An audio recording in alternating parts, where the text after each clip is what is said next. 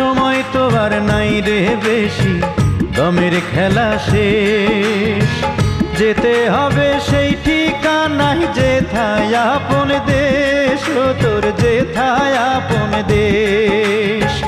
মানব তোমার থাকতে সময়,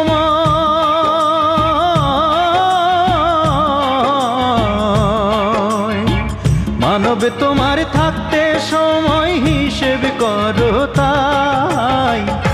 ও মানব গৌরব করার নাই রে কিছু নাই।